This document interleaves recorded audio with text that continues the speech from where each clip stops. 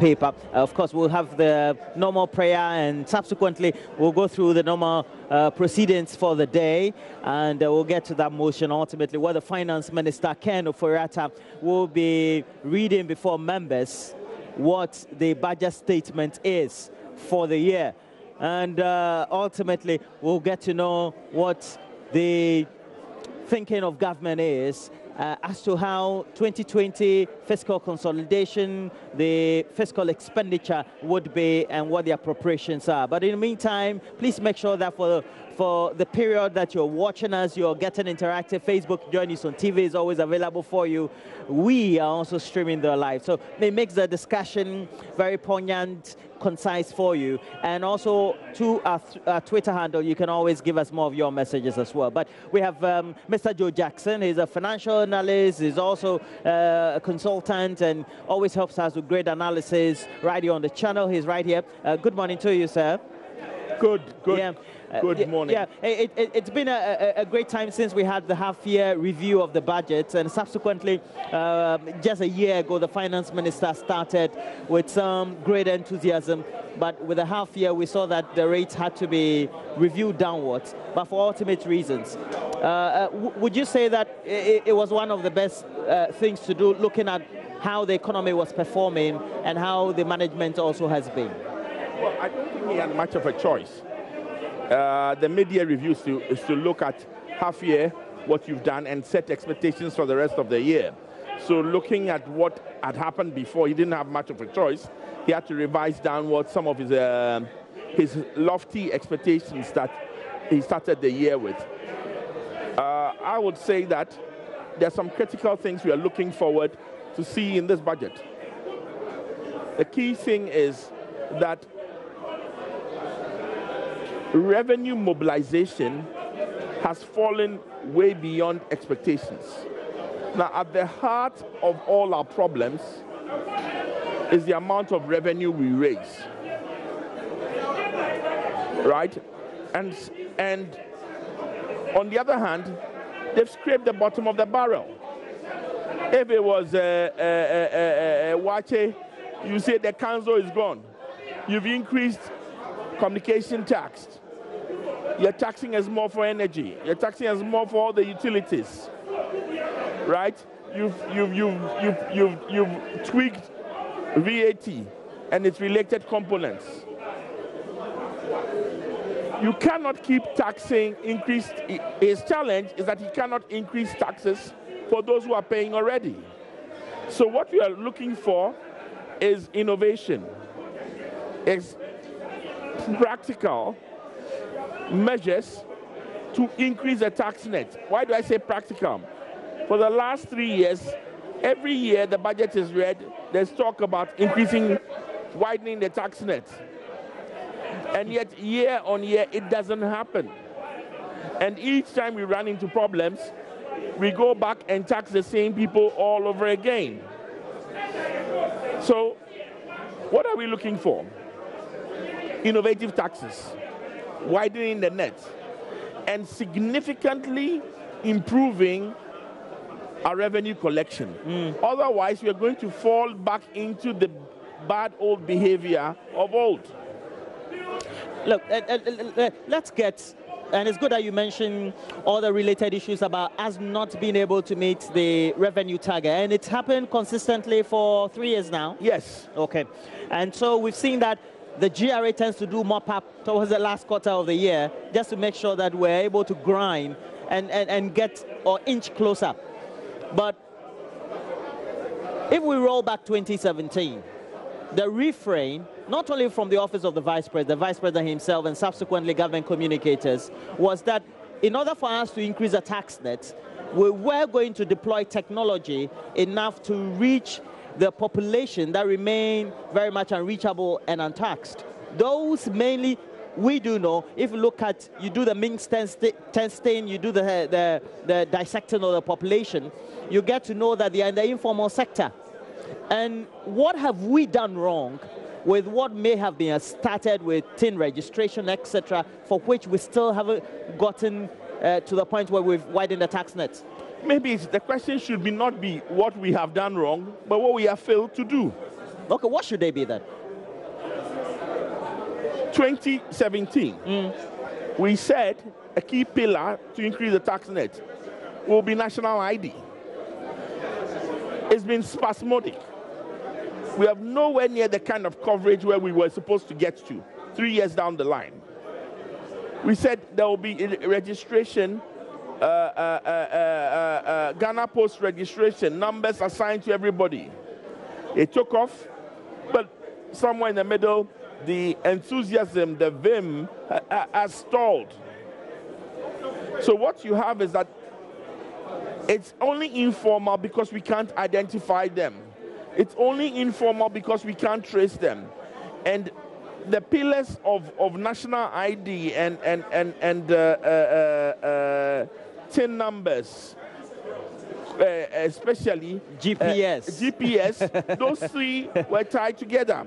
GPS, TIN numbers, national ID, to bring people into the net. The question we should be asking is that, who was supervising these processes?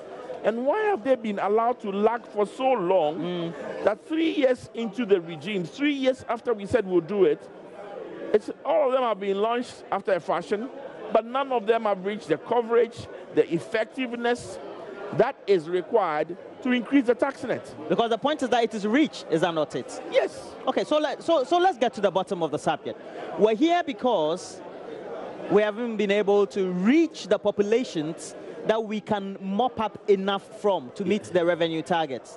That's not the only one. We are also here because even the ones we can reach, we refuse to collect the kinds of taxes that will help us reach this. Let's talk about one very easy tax to collect: property taxes. 3 years down the line, we still don't collect property taxes. For example? Yes, we don't. Look at all the fancy areas in Accra. Who's collecting the property tax? How much are we collecting? What about all the fancy ideas we had with all the municipal and district authorities? We're going to map them. We're going to assign values. We're going to tax them. Nothing has happened. Our sins are of omission rather than commission. We're not collecting the taxes. One, we have not widened the net. Two, even with those we can identify, we have not done what it needs to be done. Our tax systems are still in silos. We said you can't register an asset without showing that you've paid tax. It's been on the statutes. You shouldn't be able to register land without showing you paid tax. Has that rule been applied? No. Why can you register a vehicle without paying tax? So you're saying that we're asking people to identify themselves through TIN, but then it's still in isolation. It's in a silo. There's no synergy. There's no linkage. There's no integration. So you can't, in real time, be able to verify and collect. Okay. Even the most common ones. Someone goes to the port, imports 10 containers a month, and yet his company, which is paying the tax, when it comes to declare tax returns, can declare 5 containers a month. And there's no link between what is happening at the port and the rest of GRA, what is happening in customs and GRA, so that I can't be importing things and lying about my tax returns. It's almost a non-brainer. Is it something we couldn't have achieved within the timelines that we had? Obviously, we could have. There was just laxity. Also, there's another point. You see, unfortunately, the current systems benefit the elite. The current systems, they benefit the elite. So at the top, even though there's a lot of talk, there's very little motivation to implement it. I assure you, you think the cleaner in Parliament House, what property has he bought that he has to declare tax? I'm sure he's renting. Thank you. He's renting from the elite. Yes. We say we will collect rent taxes. And that's the practical nature of it. Exactly. We say we'll collect, when you collect rent, you should pay your taxes on the rent. What has been done? How many people today is tax being collected from their landlords? Are we surprised we are in the situation we are in? So we shouldn't be surprised at all. No. Look, if you read the highlights from the KPMG, you go to the PricewaterhouseCoopers, even independent analysts, they say we have set great targets from 2017 till now, but it looks like they were ambitious. But then they were also, bigger than what we used to see pre-2017. So why do you have to then say, government, you haven't collected enough? What I envisage to collect, and even though within the shortfall, I've still collected way in excess of what the previous targets have been. Listen, the economy is growing. Taxes should grow. How much have we collected and how much growth have we seen? And does the growth so much overstrip the way the economy has grown? Let's be real, right? We collect too little tax in this country. And we collect the wrong kinds of tax. Why do I say we collect the wrong kinds of tax?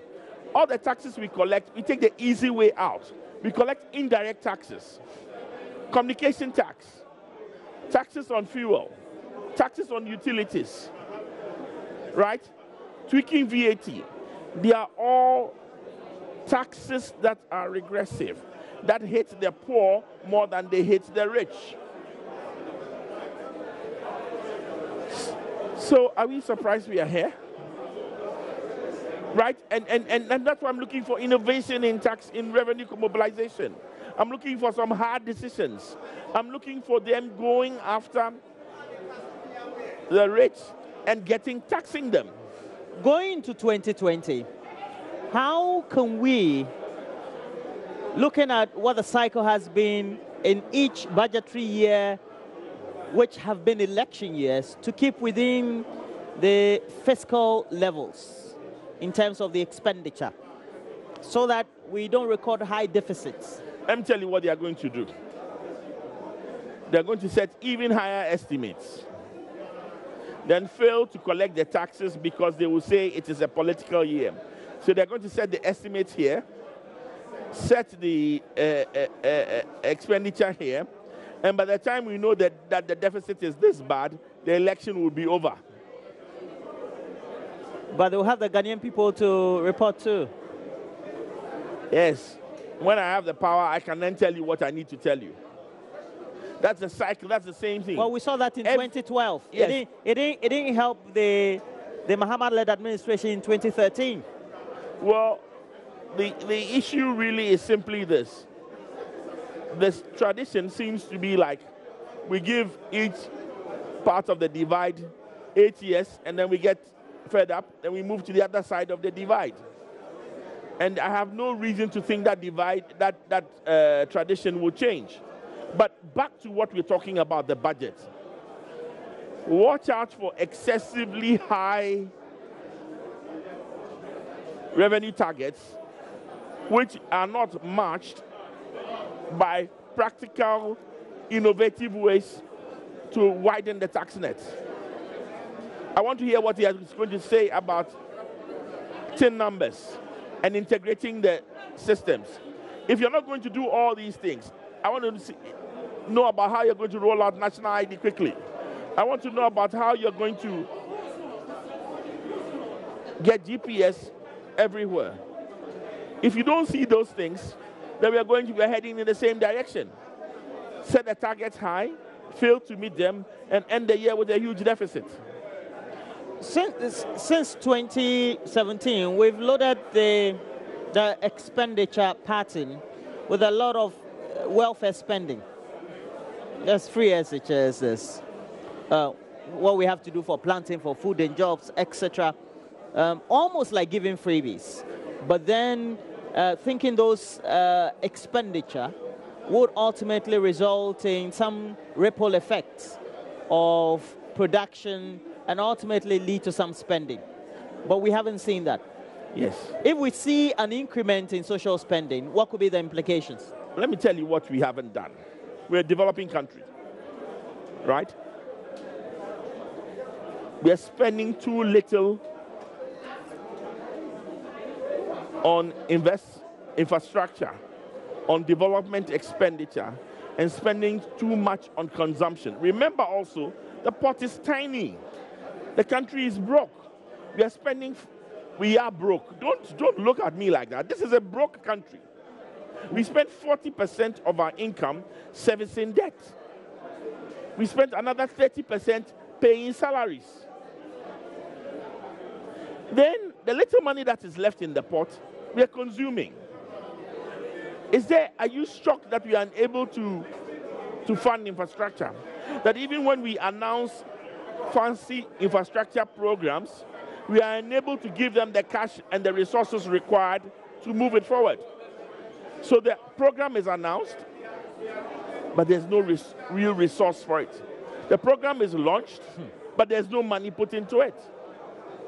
Listen, the single biggest expenditure we have made in this regime has been the financial sector cleanup and its cost to the public purse. The last time I read the sums, we're in the region of some 24 billion. Yes. How much have we spent on Agric? How much have we spent on free SHS? Look at it this way, right?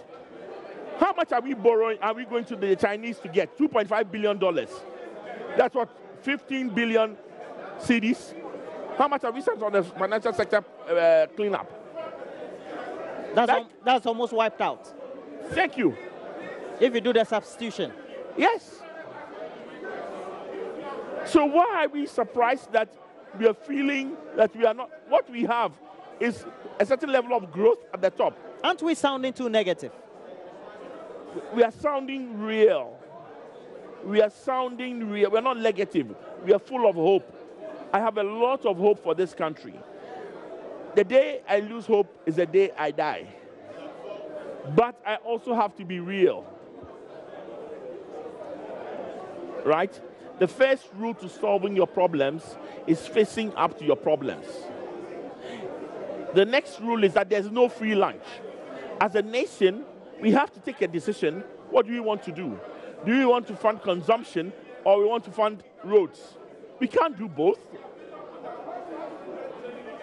Roland, there's no difference between the budget in your house and the budget as a nation. You receive your salary. You may add one or two things that you do on your side gigs. But that's the pot of money. You've got to live within that. Otherwise, you're heading for disaster.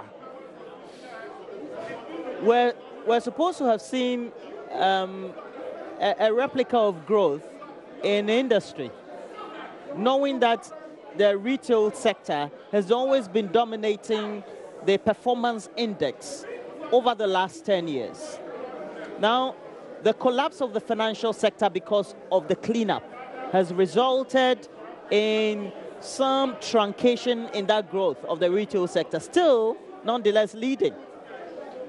How do we, per the expenditure, do the balance in such a way that there's some level of equilibrium? Because we're doing planting for food and jobs, livestock, etc. But what is the output? Are we getting industries feeding off it in reality? And what forms of employment are they generating as a result of that? Well, let me start off by saying that our Agric Ministry is notorious for putting out figures that look suspicious. Oh, the last time it was 900,000 jobs created. Yeah. Slap me if that number was right. Why would we doubt that? It doesn't make sense. Why not? Because listen, if 900,000 jobs are created, you and I will feel it. You and I will know about it. How many work in the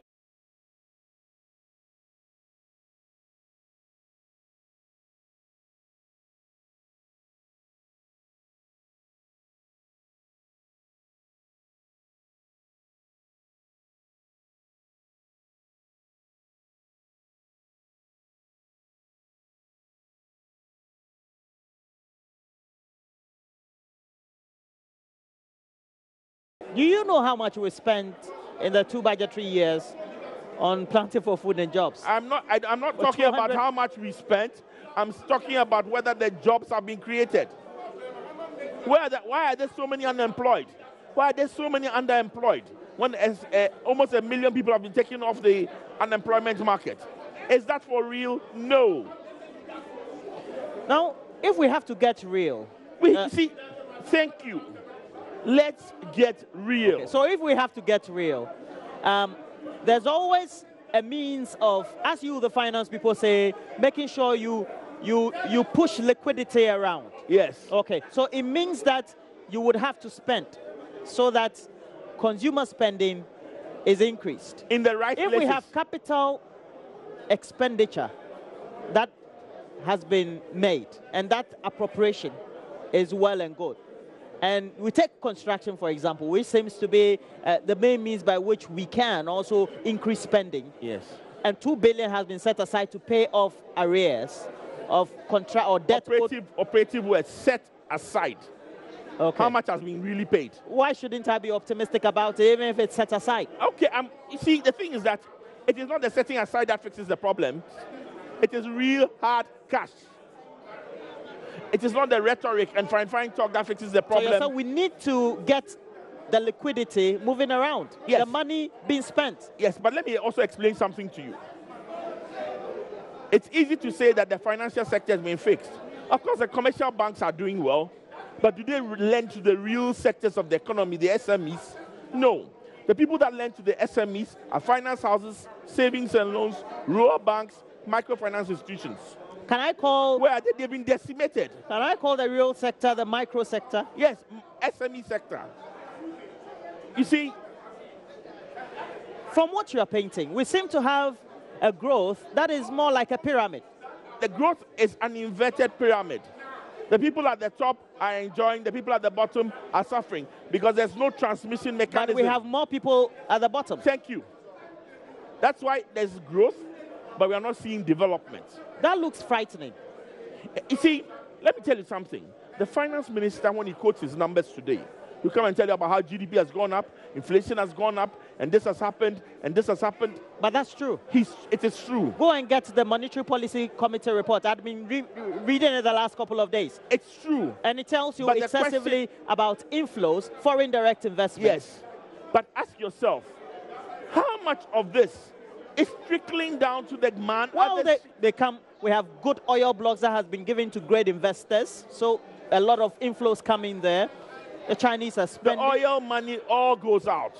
Ask yourself about how much local content is in the oil money. We even import water from Côte d'Ivoire. That is why there's no trickle down, you say. There's no trickle down. There's no local content. And so oil, which has delivered us the most growth, is stuck at the bottom. And then there's another net that stops it from flowing down. You know what it is? No. Corruption. Corruption. Between those things, it's not trickling down. You know another reason why it's not trickling down? The kinds of taxes we have. When you have regressive taxes, that hits the poor more than they hit at the bottom. It's easy to talk about communication tax, right? I'll be honest. How much of it has it hit me? Not much. But I bet that the cleaner of this House of Parliament feels it when they make a call, feels it when they happen to go onto Facebook. Disadvantaged the poor. This country has grown more unequal. Do you know how many more dollar millionaires we created between 2006 and 2016? $1,000 millionaires in this country. Where's the corresponding growth at the bottom? Now, if it means that those at the micro level definitely are suffering because of them not getting access. Don't take my word.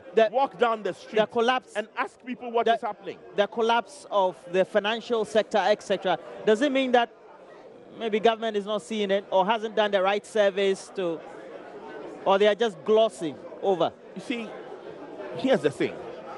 the government is doing a lot of right things. But it must also do, you see, when you run out of revenue, and the first thing you do is to tax my calls, tax my data, you are not pulling the taxes from the right And you are places. saying that's not a smart way of raising revenue. It will bring you some money, but it will make the poor feel poorer, and the rich won't feel it. Whereas to get the real upsurge and the real energy, it must come from the bottom. From your narration and your observation, I seem to get the apprehension from you that at the bottom of all the good things, the policy directions, their implementation, free SHS, planting for food and jobs, and all that, are hard cash that we need to be able to fuel all these, for it to trickle down. If that is the case, then we have to go outward. And that is why rebasing is important. We've had rebasing of the economy. And as a result of that expansion, we've had some 24% excess expansion. And as a result of that, we can still borrow. So why should we be borrowing? Hold on. You see, here again, we're running in circles. Let me explain why. No, there's nothing wrong with that. Hold on. You know why you can't borrow? Even America borrows. Oh, hold on. I love that statement.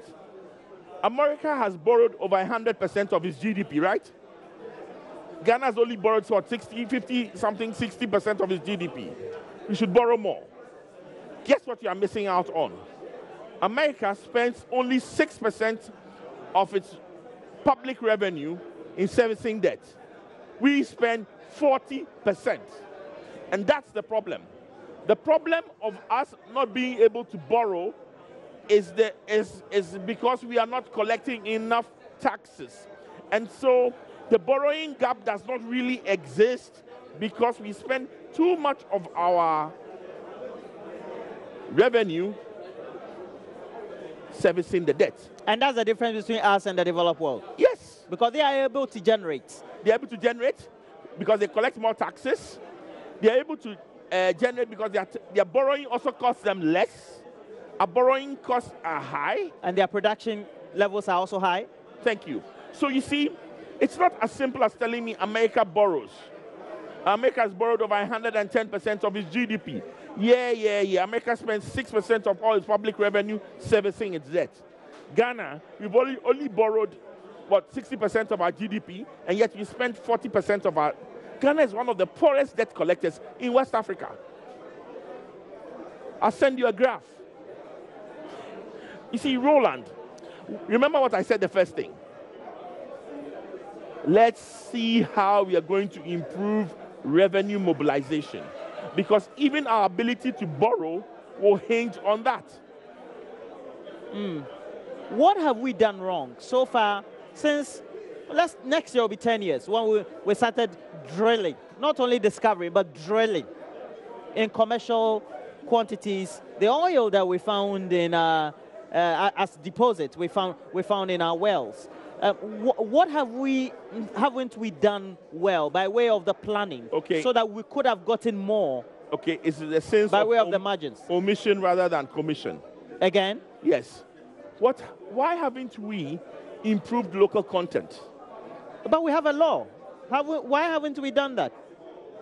Because not enough resources have been spent building capacity of our local industries, the SMEs, etc., to provide that local content. Really? Yes. You don't look at the resource allocations. We have a national oil company, the GMPC. They tend to give a lot of scholarships. Only one person in this country, one company, that has a certification required, local, that has a certification required to do industrial grade drilling required for an oil rig. One. Local? Yes. The rest are all foreign. Why don't we have more with that certification? Takes money. Yes, but that's what we should do, because when these companies earn money, it comes back to us. At the bottom line is we don't have the local content. We don't have... you see, when you go to Saudi, they control their oil business. When you come to Ghana, all of it is shipped out. In relation to how we're spending oil revenues on education vis-a-vis free SHS, is that in the medium to long term, we're investing in social capital. Is it a worthy social capital we're investing in relation to the quality? You see, here's the thing. If there was one thing we needed, it's to realize there's no free lunch. And we need to be real. You only have a pot of money. If you want to invest in the medium term in social capital, well and good. But then you've got to accept that your roads will have potholes. You've got to accept it. You see, we've had multiple budgets. The SEMPA budget, the DESPA budget. This year... Last year's was a stronger economy for jobs and prosperity. This year, you know what I want to see? The real budget. The real budget. A budget where we are real. A budget where we are facing up to the issues. A budget where we are making the hard choices needed to make. A budget where we are coming up with innovative and new ways to pull other people into the tax net. Well, thank you very much, Mr. Joe Jackson. It's been, you and I have a date this weekend. This weekend, yes. We'll be talking about betting. Yeah, definitely. To inspire some young people from my home area in Ashaiman to make sure they don't get involved in betting. But we also do know that money flows around betting syndicates and betting houses. So we'll see how the argument. But Joe Jackson has been helping us do a lot of analysis. We'll have more discussions ongoing. Please make sure that you keep joining us on social media, Facebook, Journeys on TV. We have a Twitter handle, Journeys on TV. Let us know what you think when you're watching us live. And my Joe Online TV is always available for you on YouTube.